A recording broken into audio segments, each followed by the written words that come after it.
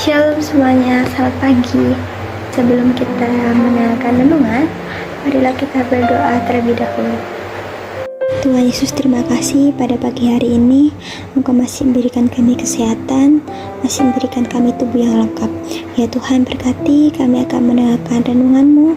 Engkau urapi kami, berikan kami masing-masing hikmat agar kami bisa mendengarkan dengan baik dan bisa menjadi teladan, agar bisa menjadi pertolongan dalam kehidupan kami. Terima kasih Tuhan.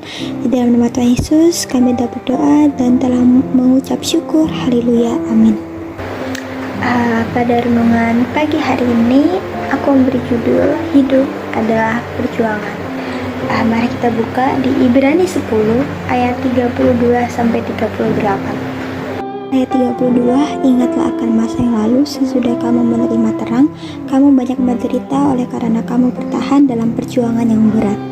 Ayat 33, baik waktu kamu dijadikan tontonan oleh cercaan atau penderitaan, maupun waktu kamu mengambil bagian dalam penderitaan mereka yang diperlakukan sedemikian. Ayat 34, memang kamu telah turut mengambil bagian dalam penderitaan orang-orang hukuman, dan ketika harta kamu dirampas, kamu menerima hal itu dengan sukacita, sebab kamu tahu bahwa kamu memiliki harta yang lebih baik dan yang lebih menetap sifatnya. Ayat ke-35, sebab itu janganlah kamu melepaskan kepercayaanmu karena besar upaya menantinya.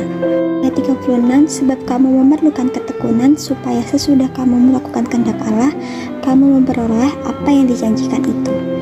Ayat 37, sebab sedikit bahkan sangat sedikit waktu lagi dan ia yang akan datang sudah akan ada tanpa menangguhkan kedatangannya. Ayat 38, tetapi orangku yang benar akan hidup oleh iman, dan apabila ia mengundurkan diri, maka aku tidak berkenan kepadanya. Hidup adalah perjuangan. Jika kita boleh ada sebagaimana kita saat ini, tentunya kita telah banyak melewati persoalan, tantangan yang begitu berat pada masa yang lalu. Pada saat kita telah melewati tantangan-tantangan hidup ini, kita sadari ada pengorbanan yang besar sehingga kita dapat melewati persoalan tersebut. Janji Tuhan bahwa Tuhan tidak akan pernah meninggalkan kita. Bukti nyata bahwa Tuhan tidak pernah sekalipun meninggalkan kita adalah kita boleh ada sampai saat ini, itu semua karena anugerahnya.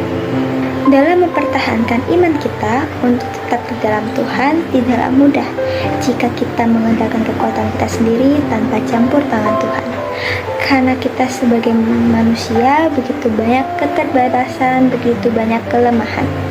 Tuhan mengetahui sampai di mana batas kemampuan kita sehingga Ia mengirimkan penolong bagi kita, yaitu Roh Kudus yang akan menguatkan kita, yang akan menghibur kita, yang akan ada buat kita kapanpun kita butuh Roh Kudus.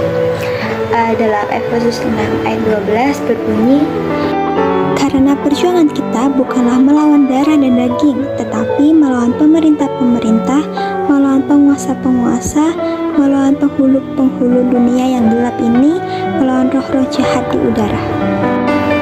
Pada ayat itu ditulis bahwa Paulus mengatakan perjuangan kita adalah melawan kuasa kegelapan dan tipu daya iblis. Iblis datang bagaikan singa yang meraung-raung dan juga menyamar sebagai malaikat terang, sehingga tanpa kita sadari kita dapat saja jauh dari Tuhan walaupun menurut pandangan kita itu baik. Banyak sekali tantangan yang dihadapi anak-anak Tuhan saat ini, sehingga perjuangan yang sangat berat untuk dapat mempertahankan iman percaya kita kepada Tuhan Yesus Kristus. Ada satu contoh dalam Alkitab di mana seorang hamba Tuhan dapat mempertahankan imannya kepada Tuhan walaupun tantangan yang dihadapinya tidaklah mudah, yaitu Ayub. Ayub. Kita dapat mencontohi sikap keteladanan dari Ayub. Ayub mampu bertahan dalam situasi yang sangat sulit sekalipun. Ayub mampu berpegang teguh terhadap janji Tuhan bahwa Tuhan tidak akan pernah meninggalkan anak-anaknya. Dengan iman yang teguh dari Ayub, suatu kesaksian dapat kita lihat bahwa kehidupan Ayub setelah dipulihkan Tuhan dipermuliakan.